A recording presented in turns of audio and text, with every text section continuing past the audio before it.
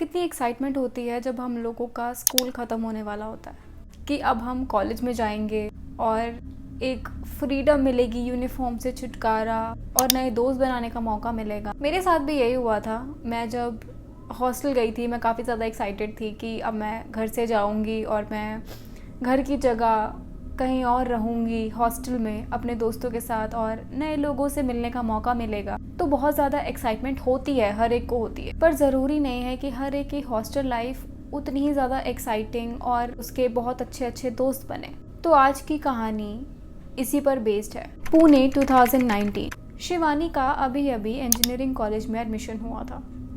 वो बहुत ज़्यादा खुश थी अपनी नई लाइफ शुरू करने के लिए। वो अपने पुराने स्कूल में बहुत ज़्यादा ब्राइट थी, तो उसको यहाँ पर बहुत इजीली एडमिशन मिल गया था। तो वो अपने हॉस्टल पहुँचती है और अपना गेट नॉक करती है तो सामने होती है पलक, उसकी रूममेट, जिसके साथ वो रूम शेयर करने वाली थी। तो पलक जब उसको देखती है वो उसको ज़ोर से हक कर लेती है, जैसे पता नहीं वो दोनों कितने पुराने दोस्त हो। ये देख के थोड़ा अजीब लगता है शिवानी को, बट उसको लगता है कि शायद ये पलक का तरीका हो मिलने का। शिवानी को पलक का नेचर बहुत अच्छा लगता था। वो दोनों हमेशा साथ रहते थे। ऐसे ही दिन बीतते गए तो धीरे धीरे शिवानी को पलक का बिहेवियर थोड़ा सा इरिटेटिंग लगने लगा, क्योंकि पलक शिवानी के अलावा और किसी के साथ कनेक्शन बनाना ही नहीं चाहती थी। वो हॉस्टल में किसी से सीधे मुंह बात नहीं करती थी, हमेशा शिवानी को प्रोटेक्ट करती रहती थी और शिवानी को भी बोलती थी तुम इससे बात मत करो, उससे बात मत करो, तुम्हारे लिए ये ठीक नहीं है, तुम्हारे लिए वो ठीक नहीं है। तो ये चीज़ शिवानी को थोड़ा इरिटेट ज़रूर करती थी। तो 15 दिन बीत चुके थे और पिछले 5 दिनों से शिवानी के साथ कुछ बहुत स्ट्रेंज चीज़ें हो रही थी। शिवानी जब मॉर्निंग में उठती थी तो उसकी फिंगर खून से भरी हुई होती थी, जैसे कि उसकी उंगलियों पे किसी ने निडल से प्रिक किया हो।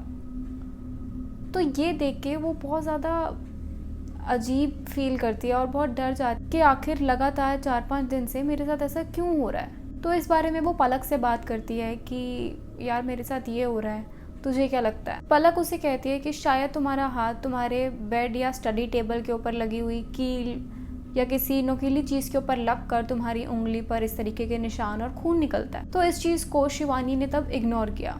और अब 18 दिन हो चुके थे शिवानी को इस हॉस्टल में आए हुए। तो शिवानी डिसाइड करती है कि वो अपनी बुआ से मिलने जाएगी। तो 7 बजे के आसपास शिवानी पलक को बताती है कि मैं अपनी बुआ के पास जा रही हूँ और रात को मैं वहीं पर रुकूंगी। तो शिवानी कहती है ठीक है, तू चली जा, कोई बात नहीं। तो वो अपनी बुआ के घर जाती है और बुआ से मिलती है, सब होता है। बट उसको मैसेज आता है उसके फ़ोन के ऊपर कि कल कॉलेज आना बहुत ज़्यादा कंपल्सरी है। तो इस वजह से शिवानी को उसी रात वापस आना पड़ता है। तो शिवानी को उसकी बुआ उसके हॉस्टल पे ड्रॉप कर देती है और शिवानी अपनी वार्डन को इन्फॉर्म करके डायरेक्ट अपने रूम में जाने लगती है, क्योंकि उसको बिल्कुल भी अच्छा फील नहीं हो रहा था। वो बहुत ज़्यादा सिक फील कर रही होती है। तो जब वो अपने रूम के पास जाती है तो उसके रूम का दरवाज़ा खुला हुआ होता है। तो उसके लिए बहुत स्ट्रेंज होता है कि इतनी रात को मेरे रूम का दरवाज़ा क्यों खुला हुआ है। तो उसको लगता है कि शायद पलक सो गई हो और रूम बंद करना भूल गई हो। तो वो दरवाज़ा खोल के अंदर जाती है तो देखती है कि पलक तो पता नहीं किससे बात कर रही है, जबकि कमरे में कोई भी नहीं है पलक के अलावा।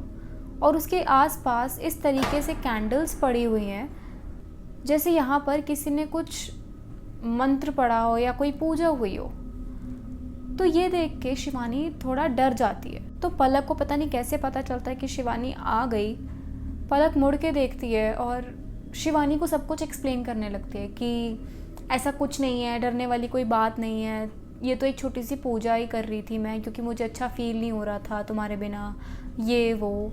तो वो चीज़ वहीं पर सॉर्ट हो जाती है और वो दोनों के दोनों सोने चली जाती हैं। पर अगले दिन मॉर्निंग शिवानी को इतना हाई फीवर चढ़ता है कि वो अपने बेड से भी उठ नहीं पा रही। तो पलक उसको लेके काफ़ी ज़्यादा कंसर्न हो जाती है कि आखिर क्या हुआ तुमको, मैं तुम्हारे साथ आज यहीं रुक जाती हूँ क्योंकि तुम्हें ज़रूरत है मेरी, ये वो। तो शिवानी उसको इंसिस्ट करती है कि तुम्हारी कॉन्फिडेंस है तो तुम्हें जाना चाहिए, मैं अपना ध्यान खुद रख सकती हूँ, अगर कोई प्रॉब्लम हुई तो मैं वार्डन को बता दूंगी। तो ये सब बोल के वो पलक को कॉलेज भेज देती है। और जब पलक कॉलेज जाती है तो शिवानी अपने रूम में रेस्ट कर रही होती है, तो उसको एकदम से वॉशरूम जाना होता है। तो वो अपने बेड से उठती है तो देखती है कि ज़मीन के ऊपर एक नींबू पड़ा होता है जिसके ऊपर बार बार निडल से प्रिक करा हो। और वो नींबू लाल हो रखा होता है। ये देख के शिवानी बहुत डर जाती है कि आखिर उसके रूम में ऐसा क्या हो रहा है। तो फिर शिवानी को लगता है कि शायद अभी तक मेरे साथ जो भी हो रहा था उसके पीछे कहीं पलक का हाथ तो नहीं है। तो वो देखने के लिए वो सोचती है कि अब मैं उसके बैग की चेकिंग करूँगी, क्योंकि ये बहुत सही टाइम था उसका बैग चेक करने का, क्योंकि अभी पलक रूम पे नहीं थी। तो वो उसका बैग चेक करती है और जो चीज़ें वो देखती है वो देख के उसके रोंगटे खड़े हो जाते हैं। वो देखती है कि पलक के बैग में एक पेपर के अंदर शिवानी के बालों का गुच्छा था, और तो और उसके पास एक बॉक्स था जिसके अंदर ब्लड की ड्रॉपलेट्स इकट्ठी करी हुई थी, और साथ ही साथ शिवानी के कपड़े का टुकड़ा भी था।